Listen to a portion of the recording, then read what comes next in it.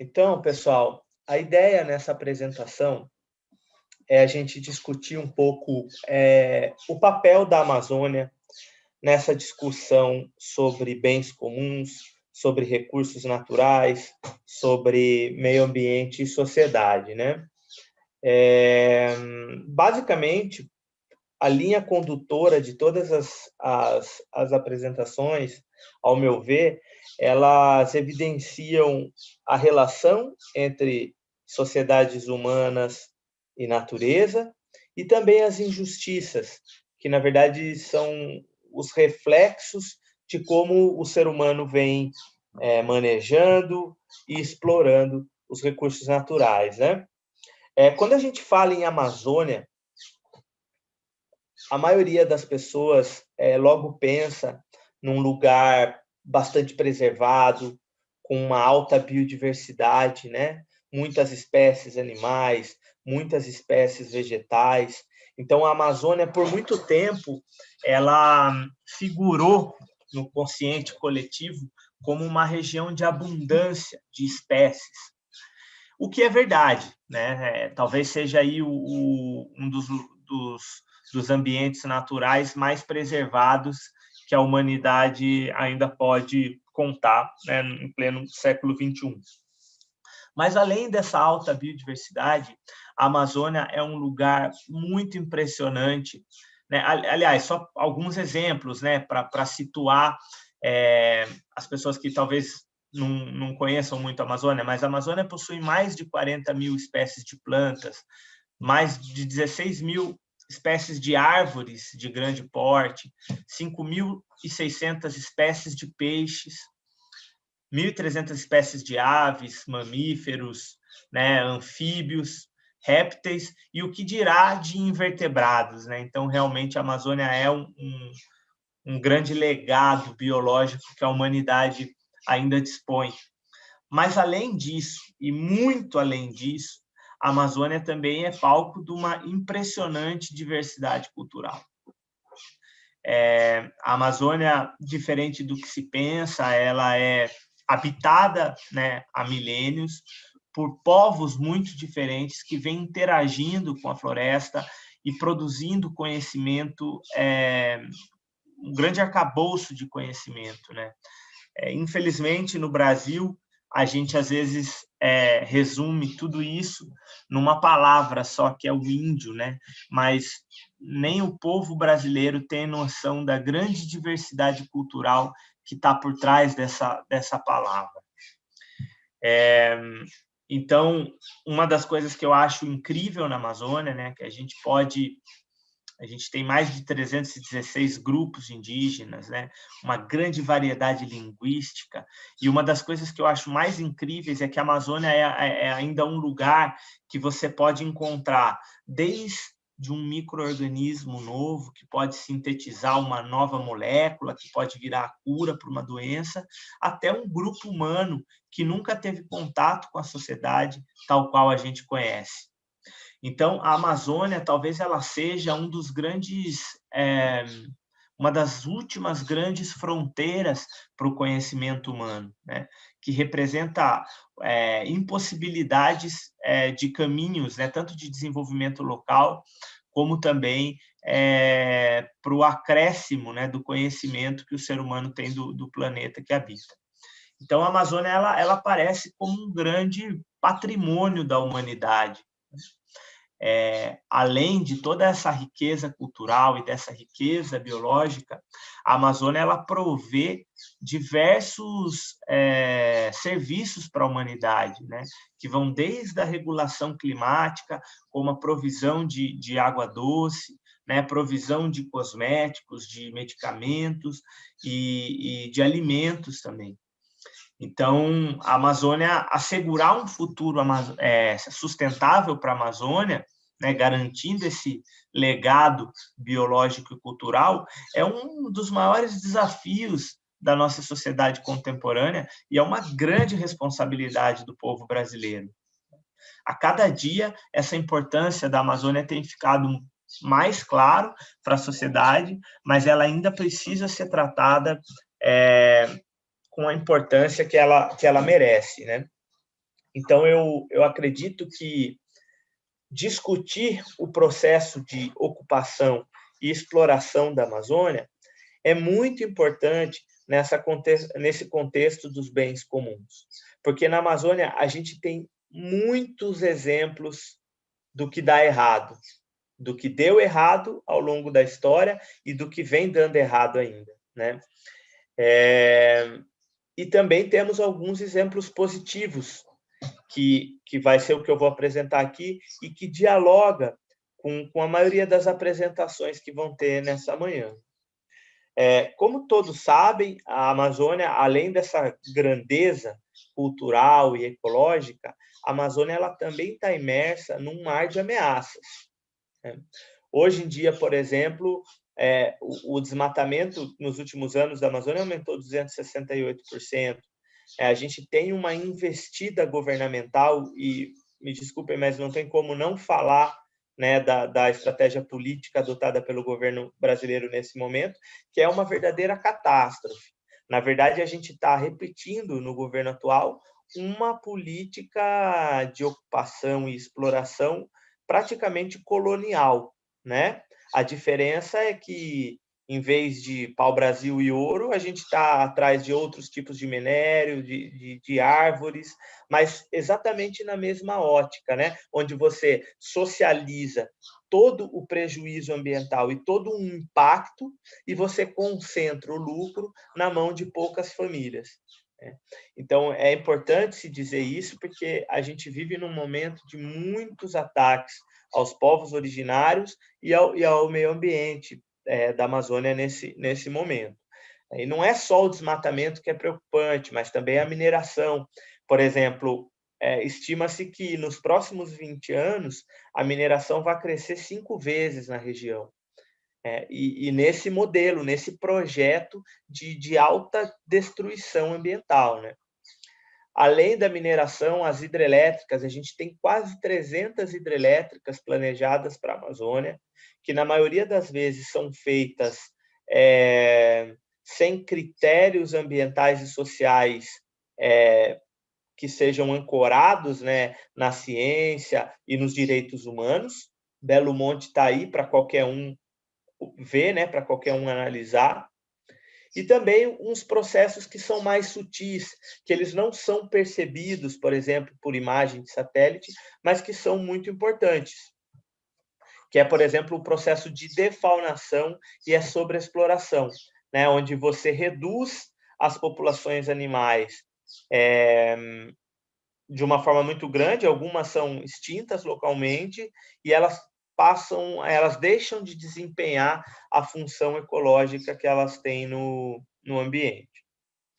Então, uma pergunta que acaba surgindo para toda a humanidade é: como a gente pode garantir a proteção da biodiversidade, a proteção dessa beleza ecológica e da diversidade cultural, né? Para que os povos originários tenham cada vez mais autonomia social, territorial e cultural, mas também tenham oportunidades de melhoria na qualidade de vida, né? Então, essa pergunta ela tem orientado, né, os estudos que a gente tem feito nessa região nos últimos 14 anos. E para a gente conseguir entender como é que a gente consegue colocar no mesmo pacote a conservação da biodiversidade e as demandas sociais, as aspirações locais, a gente precisa fazer um breve resgate histórico do processo de ocupação da Amazônia. Como eu falei, basicamente os modelos de conservação, de exploração, eles são regidos por sistemas de governança, né? E governança e uso dos recursos naturais a gente pode definir como um conjunto de práticas que envolvem instituições e diferentes atores, né, que tomam decisão em qualquer atividade que relacione ser humano e natureza. Então, elas envolvem as regras, né, as esferas políticas, e ela é muito sobre o jogo de força que existe entre todos os atores envolvidos. Por exemplo, o governo, movimentos sociais, grandes empresas, né, que comandam os setores econômicos, opinião pública, etc. Então, para dar uma breve explanação do que tem acontecido na Amazônia, a gente tem, obviamente, um período principalmente pré-colonial, por exemplo, antes da chegada dos europeus no continente, a gente já tem um sistema milenar, né, de gestão e manejo dos recursos naturais, que era realizado pelas sociedades indígenas. E tem coisas interessantes desse período, bastante interessantes, eu não vou estar focando aqui, eu vou estar focando mais nas últimas 4 ou 5 décadas, onde a gente teve uma intervenção forte do governo militar na década de 60, onde existia um plano muito claro de ocupação baseado na expansão da agricultura, exploração madeireira e criação de gado. Esse modelo de exploração ele é chamado modelo de expansão e retração, porque o que acontece? Você explora de uma maneira bastante intensa, você obtém o lucro total possível, então você gera bastante lucro, mas logo depois o sistema começa a colapsar, sobretudo porque o solo da Amazônia é um solo pobre, né? Então ele não comporta esse sistema mais predatório de exploração, né? A partir de 2004, a gente tem um sistema chamado de governança de fronteira, onde iniciou um processo de redução de desmatamento, um processo de aumento da produtividade, né, da soja e da pecuária, e uma maior preocupação ambiental. Então, a gente teve expansão das áreas protegidas, ordenamento territorial.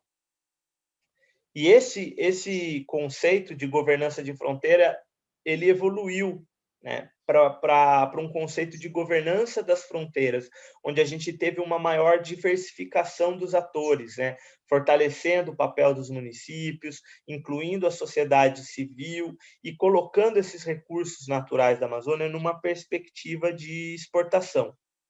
Mas, nesses modelos todos, sempre teve uma lógica de comando e controle, sobretudo capitaneada pelas grandes famílias com maior poder econômico no Brasil. Então, ao mesmo tempo que a gente tem essa investida na Amazônia, a gente também tem a formação do movimento socioambiental, né, que basicamente foi a integração do ambientalismo com os movimentos sociais. Nessa época aconteceu a Aliança dos Povos das Florestas, né, que culminando com o fortalecimento constitucional das terras indígenas e criação do conceito de reserva extrativista. Nesse momento do país, a gente tem aí a imagem de Chico Mendes sendo bastante fortalecida junto aos movimentos sociais e aos movimentos ambientalistas, porque basicamente ele simbolizava uma quebra paradigmática, onde os recursos e o acesso a esses recursos deveriam ser protagonizados, sobretudo pelas populações locais. Então a gente percebe que o histórico moderno da Amazônia ele sempre pautado no dilema entre conservação e desenvolvimento, né? E nesse conceito, uma estratégia que se tornou uma estratégia-chave é a implementação das áreas protegidas, que são espaços protegidos por lei, né, com uma série de diretrizes específicas para o uso de recurso natural. Realmente, né, pelo mundo todo, as áreas protegidas elas têm gerado muitos resultados positivos, tanto para a biodiversidade como para o bem-estar humano, considerando que as áreas protegidas no início foram bastante catastróficas para as populações locais, porque elas tinham no seu paradigma hegemônico a exclusão do ser humano como uma estratégia. Mas hoje, com a evolução conceitual, essas áreas protegidas passaram a integrar as comunidades tradicionais no processo, sobretudo com a criação das áreas de uso sustentável, né? Então, se a gente analisar a Amazônia, ela é repleta de áreas protegidas. Então, a gente tem aqui áreas, reservas extrativistas em verde, os parques nacionais em verde escuro, as terras indígenas em marrom. Então, quando você olha o mapa de áreas protegidas da Amazônia, você fala, nossa, mas então é um ambiente bem protegido, né? Seria, se não fosse a completa falta de implementação. Quando a gente analisa as áreas protegidas, isso aqui é só um gráfico mostrando o nível de implementação, a gente percebe que a esmagadora maioria das áreas protegidas não tem nem 30% de implementação. E a implementação aqui significa recursos para gestão, número de funcionários, recursos para executar a gestão e números de funcionários, né? É criado um índice. Então, basicamente, a maioria dessas áreas protegidas, elas são o que a gente chama de parques de papel. Elas existem só no papel. Por exemplo, no estado do Amazonas, que é o maior subunidade política controlando a maior fração de floresta tropical no mundo, a gente tem apenas 3 funcionários para 42 áreas protegidas. Então, basicamente, é completamente inviável a gestão desses espaços, né? Nesse contexto, surge a possibilidade da conservação participativa, que é onde você descentraliza a conservação através do empoderamento das comunidades locais para a proteção territorial. Então, isso é uma estratégia que vem gerando resultados positivos no mundo todo. E na Amazônia não é diferente, né? Então, como eu disse, aqui eu vou só dar um exemplo dos resultados no Rio Juruá, que é um rio muito interessante, que basicamente ele foi cena de uma revolução social silenciosa. Antigamente, durante a época da exploração da borracha, as comunidades locais elas costumavam viver numa condição de semi-escravidão. Passado algumas décadas dessa situação, as comunidades, sobretudo com a ajuda da Igreja Católica, elas se organizaram socialmente e passaram a protagonizar o uso de recursos naturais. Hoje eles são exemplos, né, na sustentabilidade do uso de recursos naturais. E um exemplo bastante... Eles realizam muitas atividades lá no Juruá, desde a pesca convencional, a extração da seringa, caça, coleta de açaí, né, de outros produtos de árvores oleaginosas, manejo da tartaruga, e um dos casos bastante emblemático é o manejo do pirarucu e da tartaruga gigante. Aqui eu vou estar focando no pirarucu para mostrar como esse caso vem gerando, né, benefícios sociais e ecológicos na Amazônia. O manejo do pirarucu, ele é uma atividade... O pirarucu é uma espécie muito importante para as comunidades locais, desde tempos pré-coloniais, né? Ele é uma espécie de alto valor gastronômico, cultural e ecológico também. É um predador de topo, é uma espécie que pode chegar aí a mais de 200 quilos e 3 metros de comprimento. E a sobrepesca do pirarucu acabou reduzindo muito as populações no século passado. Foi uma espécie que foi pescada sem controle e chegou a ser extinta em muitas localidades, né? Para reverter esse processo, basicamente o que aconteceu? As comunidades locais desenvolveram um modelo onde é baseado numa grande premissa, que é o empoderamento territorial. Então, basicamente, as comunidades passam a tomar conta dos seus territórios, proteger seus territórios e manejar comercialmente os recursos naturais. Então, na paisagem, eles passam a proteger os lagos. Então, a gente tem os lagos abertos, onde a pesca comercial é permitida, todo mundo pode entrar lá e pescar. A gente tem os lagos de subsistência, onde só a comunidade local pode pescar. E a gente também tem os lagos protegidos, onde a pesca é completamente proibida, mas uma vez por ano as comunidades podem realizar o manejo do pirarucu. Então, basicamente, é uma estratégia, né, de cima para baixo, onde as próprias comunidades se organizam e operam, né, no seu território para gerar os benefícios ecológicos e sociais. O resultado desse arranjo é fantástico. Basicamente, você tem os lagos, as comunidades montam as casinhas de proteção, impedindo que a pesca comercial acesse esses lagos. E então são muitos lagos na paisagem, né? E cada lago tem a sua casinha ali de proteção, como vocês podem ver aqui. E aí nesses lagos protegidos, uma vez por ano, eles fazem a pesca sustentável. Então eles pegam o peixe no lago, aí eles fazem o processamento dos peixes nas comunidades e depois levam esse peixe para Manaus, né, para o segundo processamento, para depois esse peixe chegar na mão do consumidor final. E os resultados desse modelo para a conservação e para o desenvolvimento local são fantásticos, né? Por exemplo, nos lagos protegidos, a média é de mais de 500 pirarucus, comparando com apenas 9 nos lagos abertos. Então, o efeito para a conservação é muito grande. Esse modelo ele tem levado à recuperação populacional dos estoques, que antes foi quase extinto na região. Hoje ele aumentou 425% dentro das áreas protegidas, e ele funciona até fora das áreas protegidas. O aumento foi de 400% nas comunidades que não estão nas áreas protegidas, mas que podem proteger seu território. Então, a gente percebe que modelos como esse, eles podem ser expandidos para muitas áreas da Amazônia, onde as comunidades locais elas podem proteger seus territórios através dos acordos de pesca, que é uma ferramenta muito menos burocratizada que as áreas protegidas.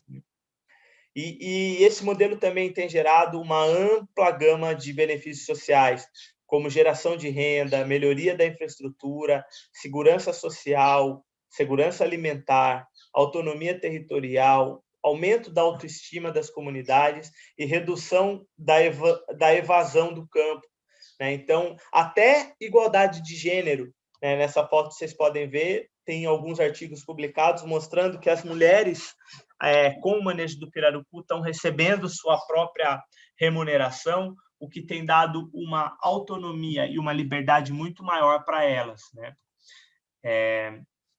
Então, voltando, né, a gente percebe que as comunidades locais elas desempenham um papel fundamental no futuro da Amazônia. E isso não é apenas uma questão de justiça social, também, mas também é uma questão de efetividade, de eficiência na proteção do território, porque ninguém protege melhor os territórios do que as comunidades locais que vivem nesse ambiente, né? Tem uma frase de um pesquisador, que é o Ratan Lal, que ele diz que quando as pessoas sofrem, seu sofrimento é passado para a terra. E eu acho que hoje a gente vive um momento muito importante de uma mudança paradigmática para a Amazônia. Por muito tempo, a Amazônia buscou salvação em modelos externos, modelos que vêm de fora. Só que a cada dia a gente está vendo que se a gente quer garantir uma Amazônia mais justa e mais sustentável no futuro, a gente tem que incluir as populações locais. Para muitos conservacionistas, para gente que trabalha com o meio ambiente, a conservação é algo que está lá no fim, algo que você tem que alcançar. Mas, na verdade, a conservação ela tem que ser um modo de vida que signifique uma vida melhor para as populações locais, né? Então, a discussão é mais ou menos essa. Acho que ainda tem um desafio bastante grande pela frente, mas cada vez mais a gente tem, a cada dia a gente tem mais evidências de que a forma mais eficiente de a gente assegurar, né, a diversidade biológica e cultural da Amazônia é colocando os moradores locais, né, a população indígena, a população ribeirinha como protagonista nas tomadas de decisão, né? Para quem quiser conhecer um pouco o nosso trabalho, o Instituto Juruá trabalha com essas soluções comunitárias, né, para a conservação da Amazônia. Esse é o site. Muito obrigado a todos.